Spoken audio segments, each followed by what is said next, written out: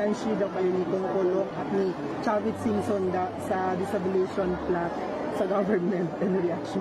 Kasi yung mga ganyan na, kung napapansin nyo, ako ay hindi talaga ako nagbibigay ng mga aligasyon kung wala akong ebidensya. Stories na meron daw lumalakad, meron daw umausap, gano'n lang. Kinumpirma ni Senate President Vicente Sotto na may mga kumikilos para mapatalsik siya sa pwesto. Pero tumanggi si Sotto na pangalanan at sabihin kung ilan ang nagbabalak na tanggalin siya bilang Senate President. Lahat na raw para malaman mo kung sino ka at sino siya ito. Hindi ako nagipag-usap kay Sarah na yung siya sabi nila na nag-uusap kami, galit ako dahil Sarah ako.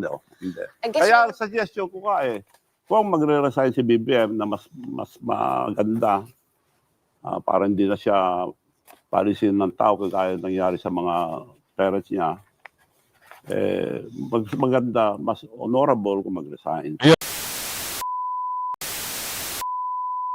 Yes. Magandang morning sa ating mga kasama. Dito naman si Kuya Goods nagbabalik. At syempre, kung di ka pa nakasubscribe sa ating channel, subscribe na lang po at hit mo na rin yung bell para lagi kang updated sa ating mga video. Kopya ng unofficial warrant laban kay Senator Bato. Hawak na. Noon, dami nagsisitanggi na wala talaga. Ano naman tong paeklat niya? Ang dami niyong alam sa buhay. Marami na naman kayong gusto iparating. At ano-ano ba yung mga balita ngayon? Ay katawa-tawa ho ang aligasyon. Ito, alam mo yung nagulpi niya ni Raymart? Kilala niyo ho ba yun? Yung nagulpi sa airport, yung black eye ang mata. Mahilig ho mapila. Maski si BP Sara ay tinitira na binibira na rin. Ibang klase, Ayaw na lang tanda-tanda na. Ayaw na lang magpakabuti. Bakit kailangan pang makialam sa politika? Bakit? Ang tanong doon, magkano? Di umano. So, ito pa. Ano ba ito? Nako, kinumpirma na may nagbabalak siyang patalsikin. Dapat ka lang patalsikin talaga, Soto. Oo, kung ano-ano na yung issue na lumalabas sa'yo. Mayroong mga dancer, di umano, mayroong mga artista, di umano, at mayroon ding mga sino nagsalita niyan? Di si Anjo, di ba? Pero wag niyong kalilimutan. Sa nagiging trending na ito, yung issue ng flood control at yung pangalan ng tumatanggap ng mali-maleta ay nawawala na rin sa eksena. Pansin nyo. Di ba? Napapansin nyo ngayon. At Atty. Topacio, yung mamaya, abangan nyo At si Manong Chavit, better for BBM to resign. Yun. Yun ang mga balita ngayon. Simulan na natin dito. Ano ang mga bagay-bagay na dapat natin malaman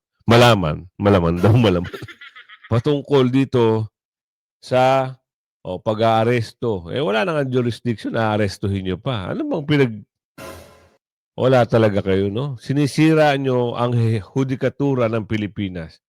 Kaya wala nang nagtitiwala kaya eto na naman sila, meron naman silang alamin. Mayroon akong kopya. Ito ang pahayag ni Ombudsman Boyeng Remulla nang tanungin tungkol sa umunay arrest warrant ng International Criminal Court laban kay Senator Bato de la Rosa. Ayon kay Remulla, may hawak na umano siyang unofficial copy ng naturang warrant na matatagpuan umano sa kanyang cellphone. Bagaman inamin niyang ito ay hindi opisyal na dokumento. Aniya, I have a copy, pero hindi siya official copy. Basta alam ko meron. Nilinaw ng ombudsman na hindi pa ito dumadaan sa opisyal na proseso at wala pang formal na kumpirmasyon mula sa alinmang tanggapan ng ICC. Gayunpaman, nagdulot ito ng kalituhan at mas mainit na diskusyon sa publiko, lalo na't una nang itinanggi ng ICC spokesperson na may nilabas silang arrest warrant laban kay Senator Bato de la Rosa. Pero kaya naman pala ganoon ka-confident si Boyeng Remulla dahil binago na pala ng ICC ang kanilang rules sa application for arrest warrant. Abay kakabago lamang kahapon. Ayun naman pala. Kaya naman pala. Oo, November 10, 2025, may rules na lumabas. The court to regulate the classification of application for arrest warrant or summon to appear. So, meron siyang lakas na loob, kasi nabago na eh. Pwede niya sabihin, meron na ako. Ang tanong dito, talagang, meron ba talagang nangyayaring ganyan? May summon ba talaga? Yan ang alamin natin kasi nagtataka tayo. Oo, meron silang mga hawak na papel. Oo, tapos yung tagapagsalita ng ICC, wala naman daw. Ganyan-ganyan din yung nangyari kay Tatay Digong. Kaya, Senator Bato, huwag kang magtitiwala. Lalong-lalo na sa mga kasama mo dyan, Senador. Huwag kang magtitiwala. Meron akong papakitang video sa inyo. Kasi, at sa bagay, tuloy muna natin to. CC judges amend the regulations of the court to regulate the classification of applications for arrest warrants or summons to appear. At ang sabi pa sa article, this means that such applications must remain secret and can only be made public with the permission of the judges. Wow! Meron na palang pa-secret ngayon ang ICC. So maaaring Di ba? Ganyan din yung ginawa nila kay Tatay Digong. Yung secret na yan. Ang hirap dahil baka mamaya mismong kasama niya sa Senado, kaya mag-ingat ka, Senador. Senador Bato, dahil hindi mo alam kung sino yung kalaban mo dyan sa Senado. Alam namin, magaling ka, pero yung mga kalaban mo, yung ambisyon yan, nandyan lang yan. Kaya sabi ko nga sa inyo, eto, bigay natin to. Andito kaya yung video na yun? Eto.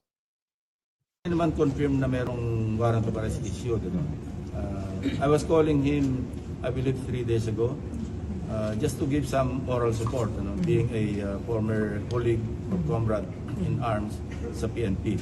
Pero he was not picking up. And the following morning, I noticed na meron siyang missed call sa akin. So I hope we can talk just to give him some advice. Hindi para magtago, hindi para how to go about facing criminal charges because sa kanya something novel. Kasi yung ibang mga kaso ng senador, including myself, dito lang, local courts. But this time around, this is more challenging for him kasi international criminal court. So anong i-advise niyo sa kanya, sir, in case magkausap kayo today? Well, marami sanang how to go about yung pagharap niya. Kasi he knows it naman kasi galing naman sa PNP. But yung my own personal experience or experiences, gusto ko ibahagi sa kanya. Para lang, not for anything, but within the bounds of the law and rules ng International Criminal Court. So sir, papasok na ba siya today? I don't know. Kung papasok siya, I'd like to talk to him. Sir, hindi niyo papayuhan kung paano hindi mahuli?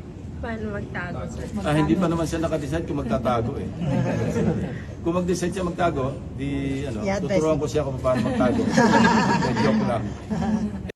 Diba? Sabi ko nga sa inyo huwag kayo magpapakampante, Senador Bato, kasi alam na kung ano yung ginawa nila noon, ganun din. Huwag lang nila gawin sa mga maraming tao, sigurado sila may paglalagyan sila. Sabi ni Aling Ledesma. Wag lang nilang gagawin. Kasi yung kay Tatay Digong talagang pinilit nila May pasok doon sa isang kampo na hindi makapasok ang taong bayan. Ang dami na nun Simula nung hindi na wala na talaga, pasarado na yung mga opisina, sa korte, kasi inabol pa yung inabol pa yung TRO. So, kahit nagkaroon ng TRO, wala pa rin talaga. Hindi na rin nakuha si Tatay Digong. Pero dito, this time, malalaman natin kung ano ang mangyayari. Saan nila dadamputin? Oo. Pero, mas maganda, gawin niya yung ginawa kung sakasakali lang gawin niya yung ginawa ng magaling magtago. Hide and seek. Oo, ganun. Pag nakalaya si Tatay Digong, tapos na rin ang kaso niya. Pero, huwag kayong magpapakasiguro, Senador Bato, dahil mga kasama mo dyan, mga ibang klase. Totoo yan. Kaya, alam mo yung maraming aligasyon, no? Nagtataka tayo, ang dami-daming mga aligasyon naglalabasan patungkol dito sa kay BP Sara, lalong-lalo na kasi yung ito yung matandang na to, may banat. Ano ba yun? Nakakausap natin ngayon si PDP Deputy Spokesman at tila siya isa sa mga pinaghinalaan, si Ginoong Ferdinand Topacio. Magandang gabi sa inyo, Attorney Topacio. Magandang gabi po, Madam Corina. It's always good to see you. Always good to see you too, sir. Sir, anong reaksyon ninyo nung masama po yung pangalan po ninyo doon? Well, pareho lang po kami ng reaksyon ni kaibigang Mike Defensor. Katawa-tawa po ito. Alam niyo po, matagal nang katawa-tawa itong si Ginoong Montulfo. Same person who said nakaiwan daw ng 1 billion in cash si Pangulong Duterte sa Malacanang. So we take these things with a grain of salt. Okay, he seems to be very sure sa kanyang mga pangalan. Saan po kaya nakuha ang impormasyon na ito? Meron po ba kayong mga haka-haka? Well, ang haka-haka ko dyan, he may have pulled it out of his ass kasi wala naman pong batayan para any of those people in that list should be included in the term destabilizer. Yan. Wala naman pong destabilizer as a legal term in the legal lexicon. Meron po dyan inciting to sedition or sedition, inciting to rebellion or rebellion, there's terrorism, there's the crime of coup d'etat, pero wala po akong nakikita na ginagawa po namin sa pagpoprotesta against corruption that can be classified under any of those punishable offenses. Bakit po sa tingin ninyo nadadawit kayo? Hindi kaya meron pong nagsasabi na nagmi-meeting-meeting kayo, pero wala naman po illegal sa pagmi-meeting, ano po? Ay, opo, nagmi-meeting-meeting po talaga kami. In fact, may mga committee po kami para sa pagkilos po sa shrine. Merong in charge ng pagkain, entertainment, speakers bureau, yung marshal, security, para po hindi kami mahaluan ng mga provocateurs na katulad po nung nangyari dati. Binabantayan po natin yun kasi tayo po rin ang masisisi. But that is the extent of our meeting. In fact po, the PDP Laban just this morning came out with a statement explicitly saying that we are against violence, we are against any extra-constitutional regime change, and that the rally on the 16th to the 18th should remain peaceful. Ito ay dapat mapayapa, may kaayusan at walang karahasan. Yan. Ayun. Ang official po na pagsisimula ay 16. Yung 15 po ay ingress o paglalatag. Magsiset up po roon, entablado, lead wall, at mga iba't iba pa pong mga accessories na kailangan po sa isang public assembly. Before we talk about that, isang question lang po. Do you have anything in common with everybody in that list? Meron po ba kayo nakikita na pagkakapare-pareho ng pananaw sa politika? Opo, the common thread that runs through all of us there ay our disgust, our extreme disgust dito po sa nangyaring tinatawag na floodgate o flood control scandal. Sapagkat kung titignan niyo po yung amounts involved, talagang mind-boggling. I cannot wrap my head around those amounts. And to us, we believe that this is the greatest thievery ever, pinakamalaking pagnanakaw sa kasaysayan ng ating bansa. Ayun. So kilala po ninyo lahat ng mga pangalang naroon. Yung mga colonel po ay active pa or mga retirado na po? Ang mga retirado po yun. Sapagkat kung yung mga nasa active service po, ay may mga limits po, bagamat hindi po sila tinatanggalan ng karapatan under Article 3, yung Bill of Rights, ay may limits po kung paano nila exercise yung kanang freedom of expression. So yan marami nang lumabas na mga dadalo, mga retired generals, Romeo Poquis, Early De Leon, Benjamin Magalong. Ha? Talaga ba? Johnny Macanyas, si General Bantag. Gerald Bantag. Oo, sino pa ba? Colonel La Chica. Yan yung mga dadalo sa 16. Ngayon, mapunta naman tayo kasi di ba nababanggit yung pangalan, merong may issue na isang matandang maski dito sa KBP Sara, ginagawan din ng issue. Kaya nga tinawag ni BP Sara na alin? Tulfo na finansya kayo ni Tungkulok at ni Chavit Simpson sa disabilitation plot sa government and reaction. Kasi yung mga ganyan na kung napapansin nyo, ako ay hindi talaga ako nagbibigay ng mga aligasyon kung wala akong ebidensya. Tama. So, yung yung mga ganyan, kapag meron kang aligasyon, wala kang ebidensya, ang tawag dyan ay chismis. O ang Chismis. tawag sa iyo ay chismosa. Pahiya, di ba? Chismosang matanda. O, chismosang palaka. O. Kaya yung mga gawa-gawa wento, nagpopondo raw sila. Wow. Kwento niya sa unggoy. Saka huwag kayo masyado magtitiwala dahil nawawala na yung usapin sa flood control. Di ba? O, ano yung usapin sa flood control? Ngayon, meron na naman ditong regodon sa Senado. Oh, balak daw patalsikin itong dapat nga lang. Oh, balak patalsikin, dapat ka nang patalsikin kasi wala ka nang nagawang maayos. 'Di ba? Ngayon ano ka ngayon? 'Di ba tawag doon? Hitik na hitik ka sa bunga pagdating sa mga issue. Oh, 'di ba? Oh, na-chismis ka ngayon ni chismis ba yun? Totoo. 'Di ba? Pinag-usapan ka ngayon. Ikaw ngayon ang bida.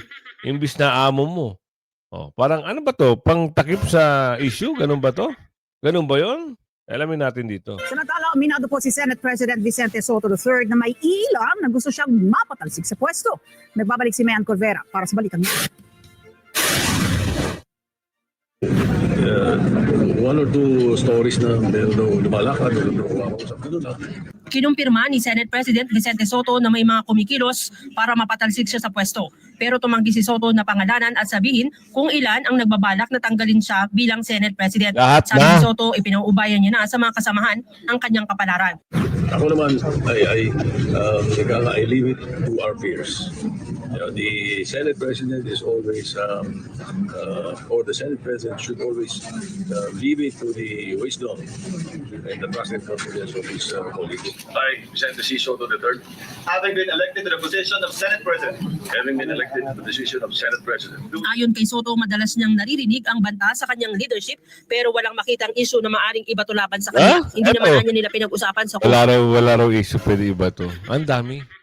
Oo, marami. Yung pagiging aw-aw, pagiging may tali sa leeg, pagiging, ngayon meron pang chismis. Yung mga pakwan-pakwan issue. Marami na. Kaya kung ako sa inyo, mag-resign na kayo. Di ba? Wala na kayong maitutulong. Oo, nai-issue pa kayo. Ano yung problema dito ngayon? Malaking bagay ang gagawin sa 16, 17, 18. Ngayon, 1, 2 names in insider list on the bus are now. Hindi na wala. Ay yung title, So, mangyayari dito, pag lumabas sa 16, 17, 18, hindi magtatapos yun kasi mayroong mga ibang, alam mo yun, mga ibang grupo na meron din silang gusto mangyari. Hindi ko lang alam kung parehas na gagawin dito ng INC at yung mga ibang religious group. Kasi yung kwento na meron daw sa November 30, yun yung mga bayan-bayan. Oo, sila yun. Yung mga maiingay, yung mga nakamaskara, sila yun. Pero itong sa 16, 17, 18, ito ay isang peaceful rally na magiging doble o triple nung bilang nung nakaraan na nagkaroon ng INC. Baka sumanib na yung kay OJC at yung kay Senator Villanueva, no? kayo ba nag-uusap ni Montulfo? Bakit kayo nasama doon? Hindi, matagal ko lang din nakita, matagal ko lang din nakausap Montulfo. Pero kilala ko. Oh, totoo ba to? Nasa listahan kayo. Nandiyan daw Dala kayo. ko nga yung lista niya. Panilistahan kayo. Dala ko lahat. Well, ang masasabi ko rito, hindi po totoo ito. At yung listahan niya, marami dito. At meron din dito ang mga nabayaran na. Ano sabihin? Ibig sabihin, like mga iba nandito, like Romeo Poquis, Orly De Leon, Benjamin Magalong, Johnny Macanas, Gerald Bantag, Colonel Lachica, Colonel Leonardo, Patran, Cap Dado, Enriquez, Ferdinand Tupacio, Vic Rodriguez, Mike Defensor, Chavi Season, Rodante Marcaleta, Rolando Olamit, alias Bong, Possible Financier, Sara Duterte, Pulong Duterte, Chavi Season. Eh, ba't yung sabing nabayaran? Anong sabihin nabayaran na? Sila nabayaran. Yung may naglabas na ito, yun ang bayaran na. Ewan ko bakit inulit ni Ramon Tulfo ito. Hindi ko sinasabi si Ramon Tulfo na bayaran na. Yung una na nagsigaras ito. Anong sabihin ng nasa listahan na bayaran na? What exactly? No. Isa rito o dalawa, kunyari na kasama. Pero bayad na siya. Ibig sabihin na bumaliktad na. Oo, nabayaran na. Lumalabas na, sumusuporta pero parang insider. Kaya yung mga iba naman, hiniyangan ako ng perang pilit. Ayaw ko. Parang inulit para siguro, pag nagbigay ako, binayaran ko din siya. So, marami rin ganun. Willing po kayo sabihin kung sino po yung humingi sa inyo ng pera pang finance nito? Hala? Oo, may humingi. Andiyan po ba sa listahan? Wala. Wala dyan? Hindi ko alam. Siguro naman, may listahan ko, hindi pa lang Si Ramon naglalabas nito eh. Oo. So, nakita ko rito, isa rito, dalawa na bayaran. May plano. Ko when you say nabayaran, Kunyari na oposisyon para the last hour, babaliktad siya. Suporta kay BBM. Parang DPA, parang Defense Agent. Nabayaran ng admin, ibig sabihin. Yes. So in other words, meron diyang bumaliktad. Meron. Pero hindi ko masabi. Pag sinabi yung may bumaliktad, ibig sabihin po nun, tuloy yung iba, pero yung dalawa bumaliktad. Sa wala naman kami, hindi ko kilala yung mga iba eh. Ilan po kilala Hindi ko niyo kilala yan. Si Romy Pokis, kilala ko. Orly De Leon, hindi ko kilala. Benjamin Galong, matagal, years na kami din nakita. Ayun na. Nakita kami, palagay ko, nakita Ayun na yung bumaliktad. Johnny Macalas, hindi ko kilala. Gerald Nabanggit din ano. Colonel Lachica, hindi ko kilala. Colonel Leonardo, hindi ko kilala. Aha. Kaya pala may nasabi na dalawang bumaligtad. Ay, may nabanggit din na pangalan, pero hindi lang natumbok. Pero kung i-analyze nyo kung sino yung bumaligtad at siguro nabayaran din ano, kilala nyo na yan. Tuloy. Colonel Mertran, Captain Dado Enriquez, Ferdinand Topacio, minsan ko lang na-meet. Big Rudy, hindi pa kami nakita mula nung tinanggal nung before election. Nung tinanggal right after election, hindi kami nakita. Mike Defensor, years, hindi na kami nakita. Rodante Marcoleta, after election, hindi ko na nakita. Marcoleta. Gob, sorry. Alias Mong. Ang ibig niyo sabihin po, may dalawa diyang trumaydor sa grupo niyo. Pero ang tanong, I suppose, yung tanong na marami is, ano ba yung grupo po ninyo? Is your group pushing for an overthrow? Is it pushing for withdrawal support? Paano kami mag-meeting ng gano'n? Hindi ko kilala itong mga ito. Ang kilala ko lang dito, nababilang lang, Romy Pokis or Benjamin Galong. Nabanggit niyo si Defensor lang. Defensor Tomasio. well, actually, it's a very long list and Mike. there are a lot of names. Pero taking a look at it face value, ano po ba yung nakikita niyong connection niyo sa isa't isa or Well, common ang denominator? nilabas nito, parang tinatakot ng mga tao na alam namin ang ginagawa nyo. Kaya parang maging totoo, parang nilagyan pa si Mayor Benji Bagalong na to be confirmed. Sabihin nila na kinukonfirm lahat, na nag-confirm na sila lahat. Panakot nila ito sa mga tao. Walang katotohanan. Ito hindi ko namin busy mga tao eh. Yun Maliwanag Mismong si Manong Chabit na ang nagsalita. Confirm! May bumaligtad. Kilala nyo kaya siya? Kung sino siya? At alamin natin dito kay Atty. Torion kung ano yung ano sabi dito? Ano ang authority? May authority ba sa ICC judge? Alamin natin kung ano yung sagot dyan. Para mas maganda, sila magbabalita. Nandun din kayo sa Hong Kong, doon sa panahon na nandun si former President Rodrigo Duterte. Meron bang kaibahan? Or kahit yun, na-question nyo rin po yung legality nun? And dito yes. po sa paghahanda naman para po kay Senator Bato de la Rosa, if ever po. Yung pagkadakip po kay Presidente Rodrigo Roa Duterte, maski anong English po ang gamitin nila, illegal talaga yun. No? Illegal talaga yun kasi hindi dumaan yun sa judicial process, judicial confirmation process here. Whether you apply Article 17 of 9851 or you apply the Rome Statute under Article 59, hindi talaga dumaan sa competent judicial authority yon. So maski anong English pa ang gamitin, illegal yon. Dito naman kay Senator Bato de la Rosa, ito ang exciting kasi ang sabi ng DOJ, wala silang warrant. Ang sabi ng DFA, wala pa silang kopya ng warrant. Ang sabi ng transnational crime, wala rin daw silang warrant. At yung spokesman mismo ng ICC nagsabi walang warrant. Pero ang ating ombudsman, ewan ko anong description ng kanyang trabaho. Nakalimutan siguro niya basahin at i-remind yung sarili niya about Article 11 of the 1987 Constitution, Section 13. Naka-enumerate yung trabaho niya doon. With due respect po kay Ombudsman, Hindi ata trabaho ng ombudsman ito, yung makikialam about sa ICC processes. Binasa ko, hindi ano dun, hindi po kasali ito sa kanyang job description. And worse, itong ginawa niya even violates ICC rules, no? Kasi yung mga applications for warrants and warrant itself, kung sealed pa ito, no? Hindi ito pwede i-disclose unless allowed by the justices themselves, no? Ang ibig ba sabihin nito ay si Ombudsman Remulla ay may authority from the ICC judges to reveal the contents of the warrant? Alam mo, he has to explain that because this is a grave violation of the rules in the ICC itself because this is supposedly confidential. And as to why he divulged that, can give us many conjectures, no? Grounds for conjecture, such as but not limited to. Baka ginawa niya ito para matakot si Senator Bato de la Rosa. Yun. Kasi alam mo, they are capable of anything. Yung kay PRRD, ako din ng lead counsel doon, klaro yung kidnapping. Ano ba ito? PRRD part number 2, De La Rosa version. So kaya nga, sana naman they would heed the rule of law, no? Kung merong warrant, let it go through the proper processes. If they would treat it as an extradition, then follow the rules on extradition which became effective on November 10.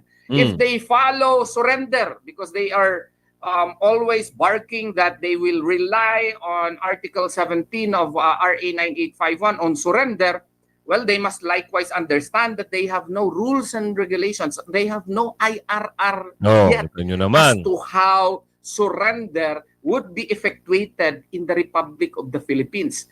If they will tell us they will rely on Article 59 of the Rome Statute, hello, there is even a question now in the petition for certiorari, which we filed, questioning whether or not there is still legal basis on the part of the Philippine government to continually cooperate with the ICC in the light of the fact that we already withdrew from the Rome Statute effective March 17 of 2019. Now, granting ex argumenti gratia that Rule 59 or Article 59 would apply, wala pang specifics eh.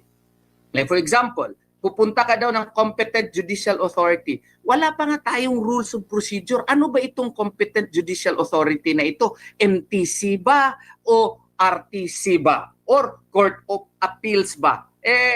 Ang sabi din dito sa the arrested person or the person shall be brought promptly before the competent judicial authority in the custodial state which shall determine in accordance with the law of that state. So kung law of that state, so Philippine law yan, rules on criminal procedure. Sa rules on criminal procedure natin, kailangan may warrant of arrest. It should comply with Article. Maliwanag naman eh. Diba? Kaso nga lang, yung ginawa nila, kaya nga nasabi rito, baka mamaya may 2.0 na naman eh. Kidnapping 2.0. De La Rosa version. Huwag niyong gagawin yan. Dahil kayo ho, pag natapos ang termino nyo at umupo si BP Sara, kayo din ang magsasuffer niyan. Pag bumalik at bumuka ang pakpak ng Agila ng Davao. Diba? Simplihan nyo lang. Huwag nyo lokohin ang taong bayan. Sasabihin nyo meron na kayong hawak na papel para arestuhin si Senador Bato at meron mga senador nagsasalita na papayuhan, ismiyo marimar. Senador Bato, gamitin mo ang utak mo. Huwag kang magpapahuli kung meron man. Huwag kang magpapahuli. Kasi pag nandun ka na sa dahig, wala na yan. Sila na may hawak niya. Kita mo si Tatay Digong. Hanggang ngayon, nilalaban pa para makauwi. Ibigay yung interim. Hanggang ngayon, wala pa rin. Ganyan sila, mambuwisit para pabagsakin ang mga Duterte. Para humingi ng tulong. Hindi hihingi ng tulong si BP Sara sa inyo. Hindi lalapit si BP Sara sa inyo para humingi ng tulong. Dahil pag nanalo si BP Sara, kayo, maniwala kayo. Kayo ang lalapit kay BP Sara. At yung mga mukhang Meron kasi mga akala mo nagsasantu-santuhan pero bumibira kay BP Sara. Meron man nagkukunwari.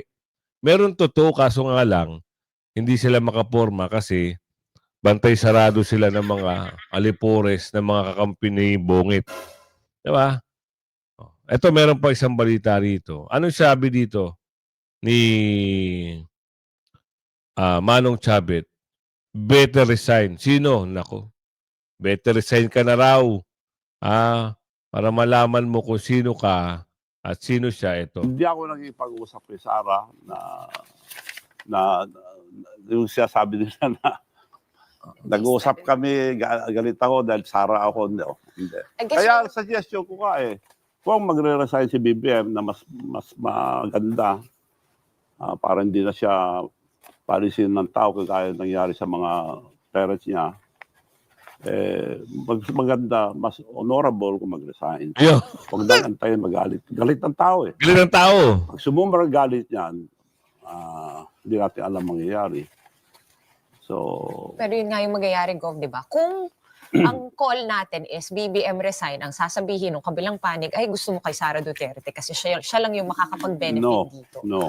Ano po yung Ang tugon ninyo suggestion sa ko, mga ganun? Kung alis si BBM, sa Supreme Court magagaling, ang sino sa kanila doon lang ang pag-asa natin kung sino sa kanila doon ang acting president at mag-uusap na ang military, mga justices, other groups, religious organizations, mag-uusap kung anong gobyerno ang susundan natin. Nako, yun Then na. stop election. Gob, so Kaya you're looking kung, at extra constitutional solutions. Ikaw baga, wala yung umabot ka sa video natin ito, nakita nyo naman. Mag-uusap na. Mapapabagsak na ba? Ayan ang aabangan natin sa mga susunod na panahon. Kaya tutok ko lang like and share. Bye-bye!